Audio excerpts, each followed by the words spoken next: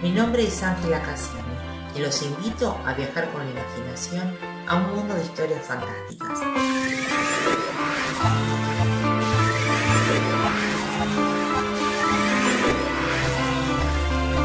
Esto es Memorias, porque hay historias que merecen ser contadas.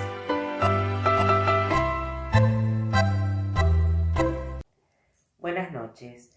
Hay leyendas que son historias y hay vidas que nacieron para ser leyendas. Soy Ángela Cassini y los invito a recorrer mi país y a conocer sus costumbres y su historia.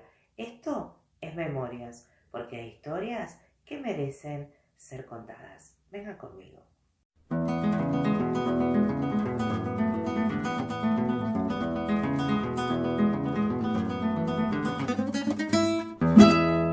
Buenas noches, bienvenidos a otra emisión más de Memorias de los Jueves por la Meca Radio. Hoy, historias de la época de la colonia. Les cuento que hace más de 250 años, en el pueblo de Tuama, en la provincia de Catamarca, una mujer llamada Lorenza fue detenida a causa de una particular denuncia. Era una viuda indígena a la que se la acusaba de usar arte diabólico y de dejar paralizada de brazos y piernas y muda a una vecina. Este delito, la brujería, en esa época era gravísimo. Esta es la historia de Lorenza y un caso de brujería. Corría el año 1761. En el siglo XVIII, Tuama era una pequeña aldea, un pueblo de indios, o sea, un lugar que poseía tierras pertenecientes a la comunidad, pero que de ninguna manera se podían vender. Tenía además sus propias autoridades, los caciques y hasta cabildo indígena. Estos pueblos indígenas se creaban para que los indios vivieran y trabajaran para el dominador español, ya que primeramente muchos indígenas habían muerto a causa del trato esclavizador de los primeros encomenderos y por este motivo la mano de obra indígena había disminuido, o sea que estos pueblos eran una especie de criaderos de indios. La ciudad de Santiago del Estero fue la primera ciudad que se crea en el territorio argentino, fundada en el año 1553. Entre los ríos Dulce y Salado que recorrían ese vasto territorio, los españoles se encontraron con una gran población indígena. Con el tiempo, en el siglo XVIII, estas aldeas se habían convertido en pueblos de indios. Los acusados de ejercer la hechicería en el siglo XVIII tenían un perfil propio. En general eran mujeres, eran indias, la mayoría solas, entre 40 y 50 años, podían tener hijos, pero generalmente no había un hombre que las cuidara. Tenían que tener además la mala fama de estar emparentadas con alguna hechicera del pasado. Se les sumaba además la murmuración de alguna vida libertina o una actitud conflictiva con sus vecinas. Si por ahí alguna curandera del pueblo fallaba en sus curaciones, también caía en desgracia y era sospechada de malas artes. Lorenza, en aquella época, tenía fama de ser ligera de cascos y además quien la había acusado era el propio alcalde indio del pueblo por haber perjudicado a su sobrina, que además era criada suya. Por este motivo fue detenida y enviada a la ciudad de Santiago del Estero para ser juzgada. Si bien la hechicería era un crimen contra Dios, quienes juzgaban a las brujas eran la justicia civil. Al llegar a Santiago del Estero, Lorenza hizo su propio relato de lo ocurrido, pero según parece, por los testimonios que conservamos de aquella época, su testimonio fue realizado mediante tortura. En un primer interrogatorio, Lorenza explicó que la parálisis y la mudez de María Antonia, que era la víctima, eran por causas naturales, ya que la muchacha se habría helado en el río. Pero en un segundo interrogatorio, Lorenza sufrió toda clase de tormentos y cambió el discurso. Dijo que Antonia nunca había estado enferma y que todo había sido producto de un engaño. Pero volvieron a someterla a la tortura y allí confesó que habría un mal sobre la víctima, pero que no era ella la culpable, y responsabilizó a Pancha, otra india que era tía de la víctima, que también fue llevada a juicio. Después de otra sesión de torturas, Lorenza confesó estar involucrada y haber sido guiada por el mismísimo demonio. En la época había distintos tipos de instrumentos de tortura. Lorenza y Pancha fueron torturadas en el potro, atadas de pies y manos a una mesa que respondía a un torno, el cual tiraba las extremidades del torturado. Esto causaba un gran dolor y además dislocaba las extremidades. De esta manera, las autoridades lograron de las dos indias la confesión que ellos querían obtener. Las indias confesaron además que habían recibido sus dones sobrenaturales en la Salamanca, del propio demonio. ¿Pero qué es la Salamanca? En las afueras de la ciudad de Salamanca, en España, había una cueva en la que la gente murmuraba que se celebraban aquelarres. Por este motivo se empezó a llamar salamancas a todas las reuniones de brujas. Las salamancas santiagueñas eran famosas porque allí las personas aprendían brujería en reuniones nocturnas en el monte, y quienes los adoctrinaban era el propio demonio. Como en el monte santiagueño habitaban además los sin ley, los indios infieles que estaban totalmente independientes de los españoles, la hechicería surgía en los márgenes de la sociedad colonial. En aquellos lugares los aprendices se reunían con el demonio que les aparecía bajo la imagen de un chivo, quien les impartía las enseñanzas. Se decía que hablaban además con él, que lo hacían desnudos sin las ropas que los diferenciaban socialmente. En estos encuentros obtenían el conocimiento sobre hierbas e insectos para sus hechizos. Con el tiempo, el monte, ese espacio para la libertad que tenían todos estos marginados de la sociedad, había sido demonizado, al igual que sus habitantes. Después de haber confesado que realizó este mal arte, Lorenza siguió presa. Finalmente murió en la cárcel del Cabildo el 22 de octubre del año 1761 a causa de los efectos de la tortura. A modo de escarmiento para la sociedad, su cuerpo fue exhibido en la plaza central de la ciudad de Santiago del Estero. Muchas mujeres en aquel entonces hallaron en la hechicería una forma de poder, una manera de resistir y aún de ser temidas. Estas mujeres eran estigmatizadas justamente por ser mujeres, por ser indias, no tener a nadie y ser pobres, por ocupar un lugar muy bajo dentro del estrato social. La brujería para ellas fue una forma de salvación. Esta fue la historia de Lorenza, la mujer que fue acusada de hechicería injustamente. Y esto es Memorias, porque hay historias que merecen ser contadas.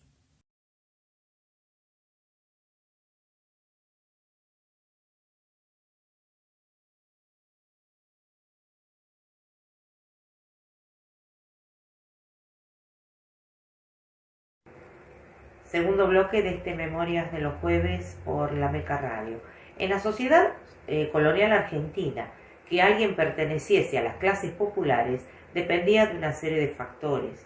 La mayoría de quienes realizaban tareas manuales, los pobres, los analfabetos, los esclavos, los indios, constituían la base de la pirámide social, pero había además un fenómeno fundamental, el color de la piel. Este problema tenía su origen en España, donde se creía que moros y judíos tenían la sangre impura, y este criterio se trasladaría después a América Latina.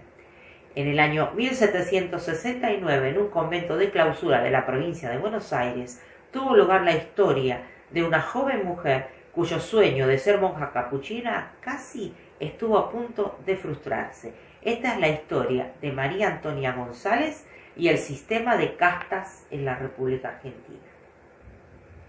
Los requisitos para ingresar al monasterio de Nuestra Señora del Pilar de las monjas capuchinas descalzas había sido diseñado en el siglo XVI. Exigían, en primer lugar, tener vocación, la libertad para poder elegir esta vida, tener 18 años cumplidos en el momento de la profesión y no más de 25, tener una constitución física robusta para poder soportar los rigores de la vida monástica, legitimidad de nacimiento y limpieza de sangre. Si bien el propio obispo de Buenos Aires revisó la candidatura y encontró en María Antonia una mujer honesta y devota que sabía leer y además conocía bien la doctrina cristiana, fue una denuncia la que puso en duda la capacidad del aspirante. Según parece, el obispo habría recibido una denuncia en el locutorio del convento por parte de la madre de una monja.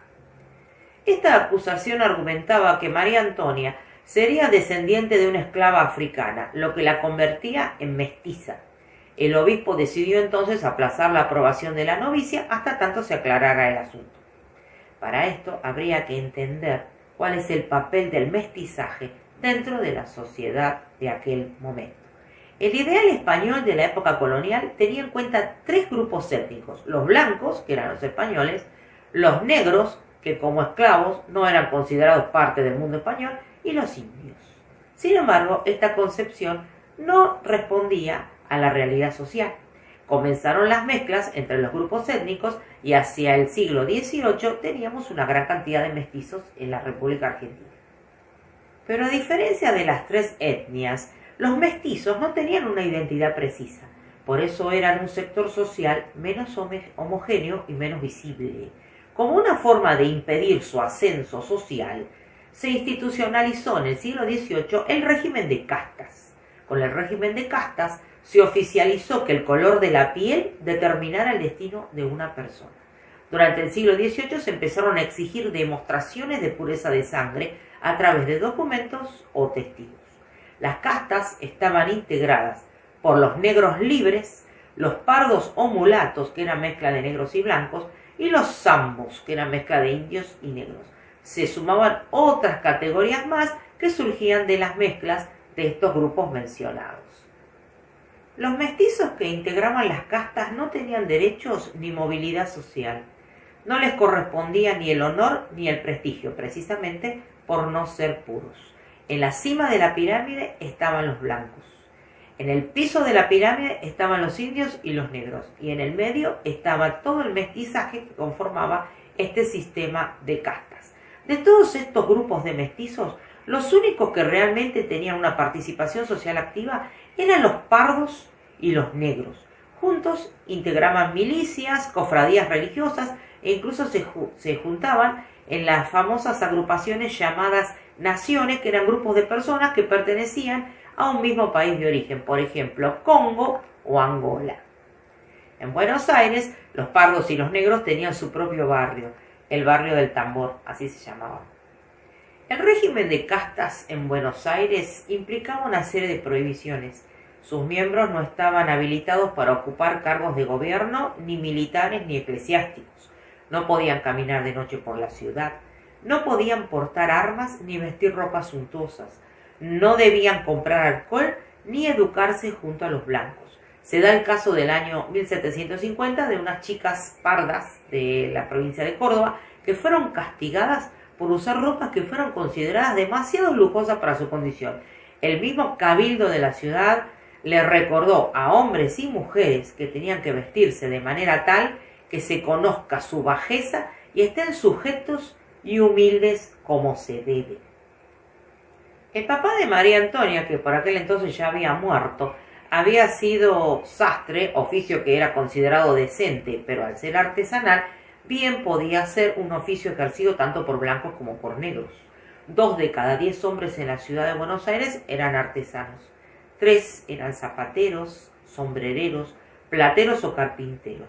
Todas actividades fundamentales para una ciudad que carecía de industria. Algunos de estos artesanos eran verdaderos empresarios, tenían obrajes y esclavos, pero en realidad la mayoría era gente pobre. En el Buenos Aires de aquella época, el 60% de estas actividades estaba en manos de afrodescendientes, libres o esclavos. Generalmente eran zapateros y sastres. Por eso, la hija de un sastre común era fácilmente acusada de no ser completamente blanca. Aunque parezca increíble, un mestizo o un pardo podían llegar a convertirse en blancos. Alguien de las castas tenía la posibilidad de cambiar de categoría si contaba con el dinero suficiente para poder pagar testigos que declarasen a su favor. Más aún, si podían emigrar a un lugar donde nadie los conociera. Allí podrían casarse con alguien que sea blanco, pero empobrecido, lo cual lo alejaría para siempre del sistema de castas. Este sistema entonces tenía sus filtraciones y esto preocupaba a las clases altas. Un mestizo o un pardo podían ser discriminados en un lugar y ser tomados por blancos en otros, ya que los criterios por los cuales se clasificaba a alguien estaban influidos por el color de piel, la vestimenta y aún la manera de hablar. Por eso podía haber blancos bien educados pero de tez oscura. ¿Cómo diferenciarlos entonces? Esto se hacía a través de las relaciones que tenían con los demás y por la antigüedad que podían tener en un determinado lugar. Al peligrar el ingreso de María Antonia a las monjas capuchinas, el obispo convocó a 11 testigos, que eran gente prestigiosa de la ciudad, quienes aseguraron que habían conocido a la familia de este señor y que siempre los habían tenido por blancos. Para las reglas de la época, estos testimonios eran de gran valor. Si alguien respetable de la ciudad declaraba, su palabra era tenida por verdad absoluta. El caso de María Antonia fue muy conocido y tuvo una gran repercusión en Buenos Aires, inclusive estuvo en boca de la gente durante mucho tiempo. Tras meses de lucha, logró que le creyeran y a finales de 1769 fue aceptada en la Orden de las Hermanas Capuchinas y tomó el nombre de Sor Ángela. Llegó a ser asesora de la abadesa durante 15 años, fue maestra de jóvenes y estuvo incluso a cargo del coro, todo esto por propia elección de sus compañeras. El régimen de castas sería abolido después de la Revolución de Mayo, cuando se impuso la idea de que todas las personas eran iguales ante la ley. Sin embargo, la desigualdad social continúa existiendo y aún está muy arraigada en nuestra sociedad. Esto es Memorias, porque hay historias que merecen ser contadas.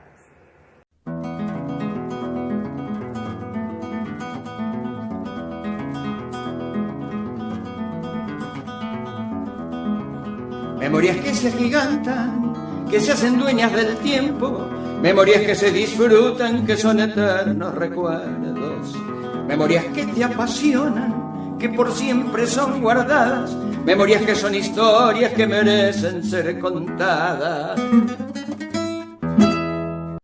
Tercer bloque de este Memorias de los jueves por la Meca Radio. Una mañana de febrero del año 1657, un hombre hambriento y cansado llegó asegurando ser un descendiente de los incas. Decía llamarse Pedro Borges y era andaluz.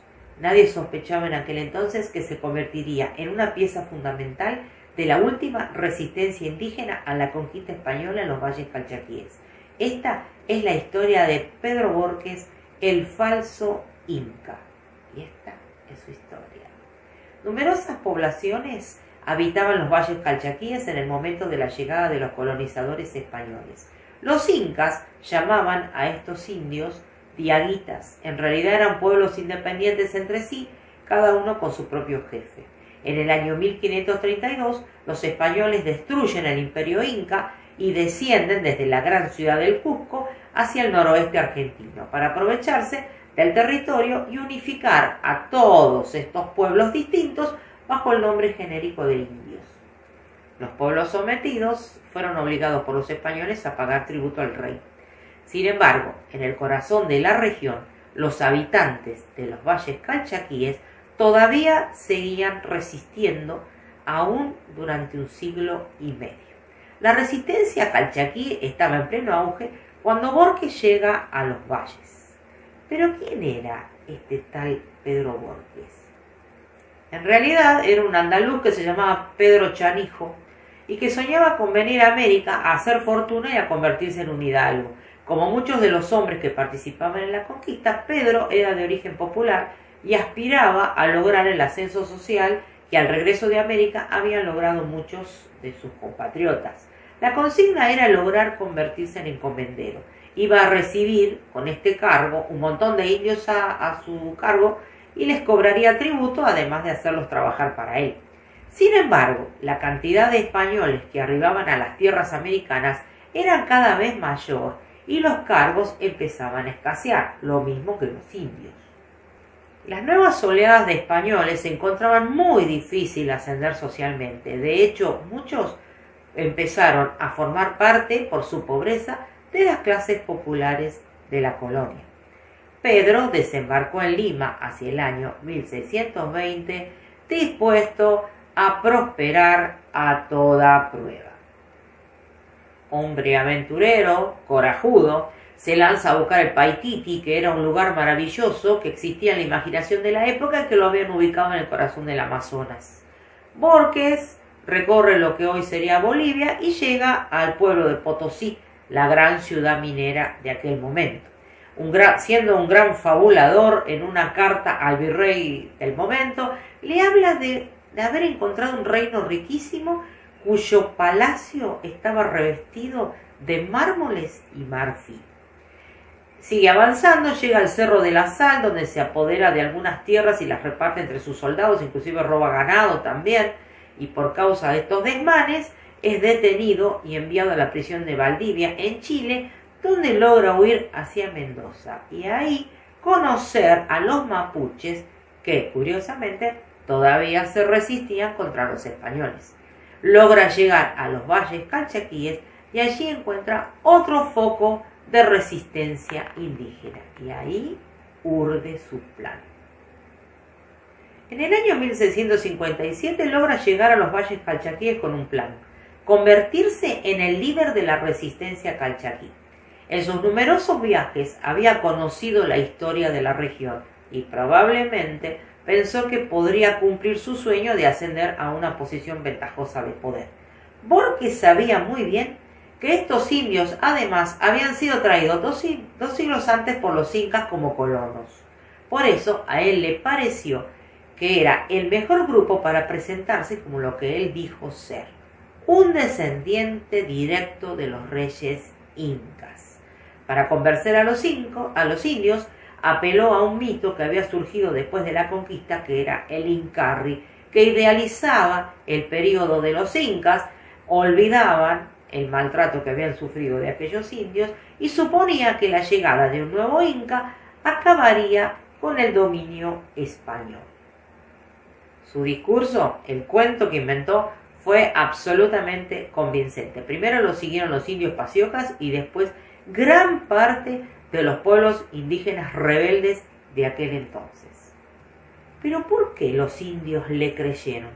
Porque ellos sabían que estaban al límite de sus fuerzas contra los españoles y vieron en la llegada de este aventurero una oportunidad para salvarse. 120 años después de la muerte de Atahualpa, el último emperador inca en manos de Pizarro, un andaluz desfachatado logra la adhesión de distintos grupos étnicos, obtenidos así con los atributos del poder de los incas. Borges asegura esta alianza casándose con la hija de varios caciques y de esta manera va a surgir un nuevo grupo de poder y resistencia. Pero Borges, además, astutamente, había intentado ganarse a los españoles prometiéndoles que los ayudaría a someter a los calchaquíes. Jugó además con la fantasía y la ambición de aquellos que tanta resistencia indígena seguramente estaría relacionada con algún tesoro oculto. En julio del año 1657, el gobernador del Tucumán citó a Borges en una reunión importante en Pomán, en la actual provincia de Catamarca, para negociar un acuerdo de paz. El falso inca se puso en marcha, seguido por numerosos caciques calchaquíes. Al parecer, su estrategia funcionaba a la perfección. En este encuentro, las autoridades españolas agasajaron al falso inca y a sus acompañantes. Hubo corridas de toros, hubo justas y también un gran banquete. Pero lo que los españoles realmente querían era aprovechar a Borges para lo que se les había escapado durante tantos años: conquistar y someter a los indios de los valles calchaquíes. Le siguieron el juego, lo reconocieron como quien decía ser, le regalaron un traje de inca y hasta le dieron un cargo español, capitán general de toda la zona. Borges regresó a los valles calchaquíes convertido en líder inca y aún en funcionario español. Pero el doble juego no le iba a durar mucho tiempo. Llegaría la hora de la guerra. Borges no tenía intenciones de entregar a los calchaquíes. sino que lo que quería era conservar su liderazgo a través de la resistencia armada. Vestido como estaba de inca, recorrió los valles promoviendo un levantamiento militar. Los indios no estaban muy convencidos porque no se sentían seguros de poder resistir otro encontronazo armado con los españoles. Pero Borges les aseguró que si no lo hacían, los españoles los tomarían como esclavos y violarían a todas las mujeres. En el año 1559, un grupo armado dirigido por Borges atacó e incendió 2 misiones jesuíticas que se habían instalado en la zona. La respuesta española no se hizo esperar y muy pronto los indios fueron derrotados. Esto le permitió a los españoles apoderarse de todo el norte argentino. Borges huyó, pero poco después fue encontrado y lo convencieron de entregarse a cambio de un indulto. Ahí el falso inca abandonó la escena, pero el drama de los indios aún no había terminado. Si bien el norte había quedado en manos de los conquistadores, el sur de los valles calchaquíes, algunos grupos siguieron sin doblegarse. En el año 1664, una nueva expedición española ingresó violentamente al territorio. Después de un largo asedio, los aborígenes tuvieron que rendirse por hambre, y así terminó para siempre la larga resistencia calchaquí. El resultado y las consecuencias de la derrota fueron terribles. Las autoridades decidieron trasladar a todos los grupos indígenas fuera de los valles calchaquíes y les prohibieron el regreso. Los antiguos pobladores fueron entregados a encomenderos de distintos lugares del Tucumán. Muchos soldados que intervinieron en las campañas recibieron indígenas como premios a sus servicios. Los indios que no fueron repartidos llegaron caminando hasta Buenos Aires. Después de abandonar los valles, Borges fue conducido hasta Lima. Como dijeron que había cometido un intento de fuga, le anularon el prometido indulto y finalmente fue encerrado en una prisión. Muchos años después fue ahorcado y decapitado frente a una multitud. Así terminó la vida de este falso inca, el hombre que supo dominar las leyendas. La historia de Pedro Borges en Memorias, porque hay historias que merecen ser contadas. Memorias que te apasionan, que por siempre son guardadas, memorias que son historias que merecen ser contadas. Y hemos llegado al final de este Memorias del día de hoy. Las fuentes consultadas para estos informes fueron las siguientes: Biblioteca Nacional, sitio web Ser Argentino, Canal Encuentro y por supuesto Archivo General de la Nación. Y los invito a que nos encontremos nuevamente el próximo jueves a la misma hora por aquí, por la Meca Radio. Y no se olviden, hay leyendas que son historias y hay vidas que nacieron para ser leyendas. Esto es Memorias, porque hay historias que merecen ser contadas. Disfruten el fin de semana y de todos sus seres queridos. Les mando un beso grande. No me olviden. Chao.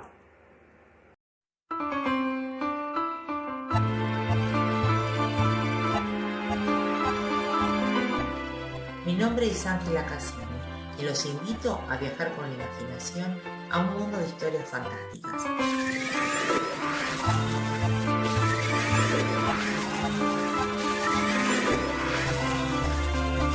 Esto es Memorias, porque hay historias que merecen ser contadas.